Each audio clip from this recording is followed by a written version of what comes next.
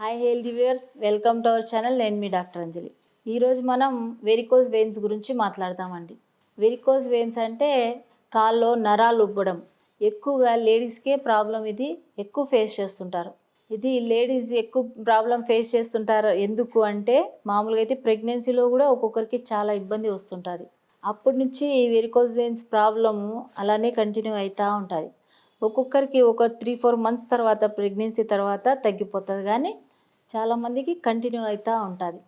ఈ varicose veins వస్తే problem ఏంది అంటే మామూలుగా అయితే ఈ వెరికోజ్ వెయిన్స్ వల్ల ఎక్కువగా కాలు అనేది టైర్డ్ ఫీలింగ్ ఉంటుంది, కాలు వాపు రావడం అనేది ఉంటుంది, ఇంకా నొప్పి విపరీతంగా రావడం అనేది ఉంటుంది.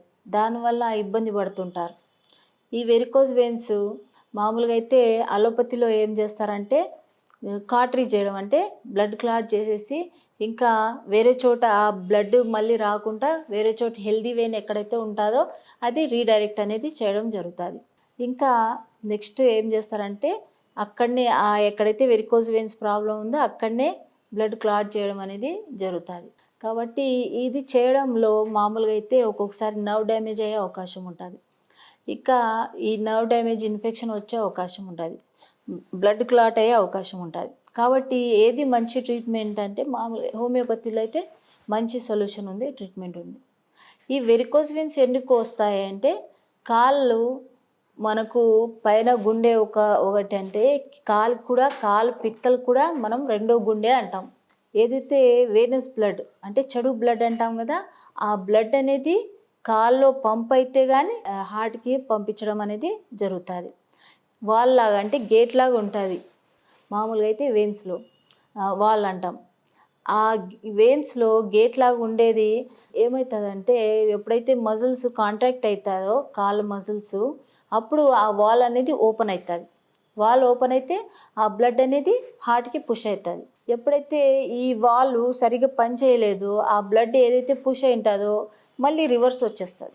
అంటే సరిగా వాల్ పని చేయకపోతే బ్లడ్ అనేది అక్కడనే ఆగిపోతూ ఉంటుంది, హార్ట్కి పోవడం అనేది జరగదు. కాబట్టి ఆ వెయిన్స్ అనేది వాల్స్ ఏదైతే గట్టిగా ఉంటాయో ఆ వాల్స్ కూడా వీక్గా అయిపోతాయి. వాల్స్ అలా వేరు, వాల్వ్ వేరు.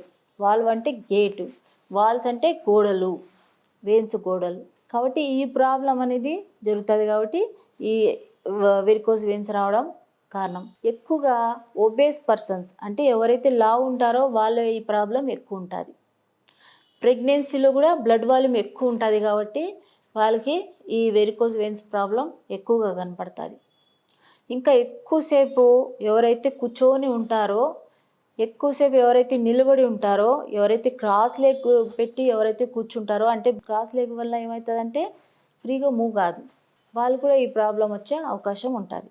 ఇంకా ఎక్కువగా లేడీస్లో వచ్చే అవకాశం ఉంటుంది జెంట్స్ కన్నా. ఎప్పుడైతే ఏజ్ ఎక్కువ పెరుగుతూ ఉంటుందో వాళ్ళు కూడా ఈ ప్రాబ్లం వచ్చే అవకాశం ఉంటుంది. ఎందుకంటే ఇలాస్టిసిటీ ఆఫ్ వెయిన్స్ అనేది వాల్స్ తగ్గిపోతూ ఉంటుంది. కాబట్టి ఎక్కువగా ఓల్డ్ ఏజ్ వాళ్ళకి కూడా వచ్చే అవకాశం ఉంటుంది. ఈ వెరికోజ్ వెయిన్స్ ప్రాబ్లమ్స్ వస్తే ట్రీట్మెంట్ ఎందుకు అవసరమా, ఎప్పుడైనా నొప్పులు మాత్రలు వేసుకుంటే సరిపోతుంది కదా అని అనుకుంటే ఈ వెయిన్స్ ఎక్కువ ఎంగార్జ్ చేయాలని మీరు నిర్లక్ష్యం చేసినారనుకోండి, అప్పుడు అక్కడ ఎక్కువగా బ్లడ్ పుల్ అయిపోయి వెయినస్ అల్సర్స్ ఫామ్ అయ్యే అవకాశం ఉంటుంది. ఎప్పుడైతే పుండు పడుతుందో అల్సర్స్ పుండు, అప్పుడు ఇన్ఫెక్షన్ వచ్చే అవకాశం ఉంటుంది ఇంకా. కాబట్టి ముందు జాగ్రత్త కొంచెం ఉండగానే ట్రీట్మెంట్ తీసుకోవాలి. ఎప్పుడైతే అల్సర్స్ ఫామ్ అవుతాయో అది ఎప్పుడైతే హీల్ కాదో అప్పుడు ఎక్కువగా మందులు వాడే అవకాశం ఉంటుంది. కాలంతా వాపు వచ్చి సెల్లైటిస్ వచ్చే అవకాశం ఉంటుంది.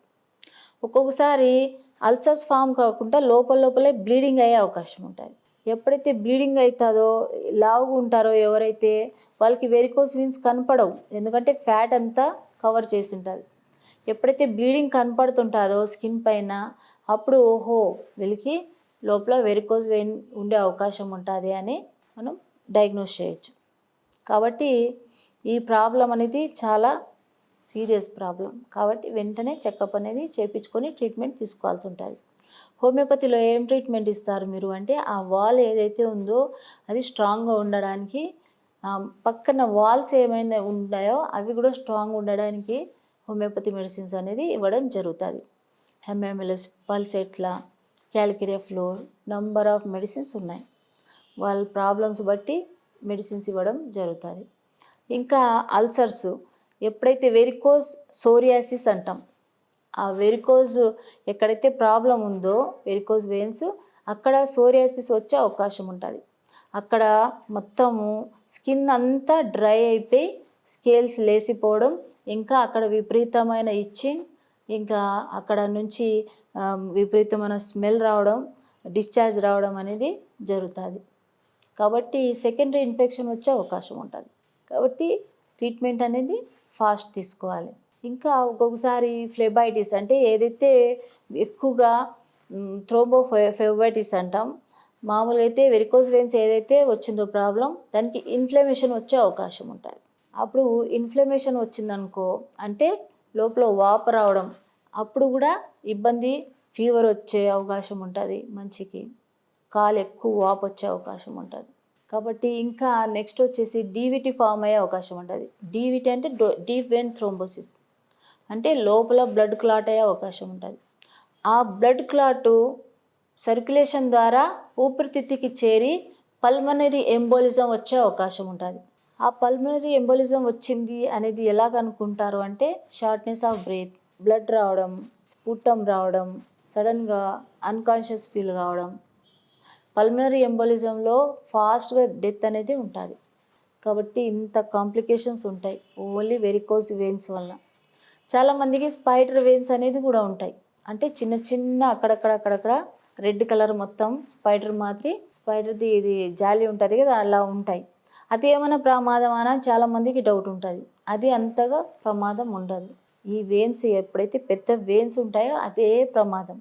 కాబట్టి ఇది ఎలా అవాయిడ్ చేయాలి అంటే, సేమ్ కొన్ని ఎప్పుడు కూర్చొని ఉండకుండా కొన్ని కాలు ఎక్సర్సైజ్ చేయాలి, వాకింగ్ చేయాలి, సైక్లింగ్ చేయాలి. లెగ్ అనేది ఎక్సర్సైజ్ అనేది ఉండాలి ఖచ్చితంగా. స్విమ్మింగ్ చేయొచ్చు. ఇంకా ఒబేసిటీ, ఎక్కువ ఓవర్ వెయిట్ ఉన్నారనుకో, వాళ్ళు వెయిట్ అనేది రిడక్షన్ చేయాలి. ఎవరికైనా కాన్స్టిపేషన్ ప్రాబ్లం ఉందనుకోండి, కాన్స్టిపేషన్ అనేది తగ్గించుకోవాలి. ఎందుకంటే కాన్స్టిపేషన్ ఉంటే వెయిన్స్ మీద ఎక్కువ ప్రెషర్ పడుతుంది. అక్కడ ఫైబర్ ఫుడ్ బాగా తీసుకుంటే కాన్స్టిపేషన్ అనేది ప్రాబ్లం, ఇబ్బంది ఉండదు. ఓవర్ వెయిట్ ఉన్నారనుకోండి, హైపోథైరాయిడిజం వల్ల వచ్చిందా ఓవర్ వెయిట్, లేకపోతే ఓవర్ ఈటింగ్ వల్ల వచ్చిందా, ఎక్కువగా నిద్ర లేకపోవడం వల్ల వచ్చిందా, పీసీఓడి ప్రాబ్లం వల్ల వచ్చిందా, దేనివల్ల ఓవర్ వెయిట్ అయినారో అనేది కారణం కనుక్కొని వెయిట్ రిడక్షన్ అనేది చేయాల్సింది చాలా అవసరం.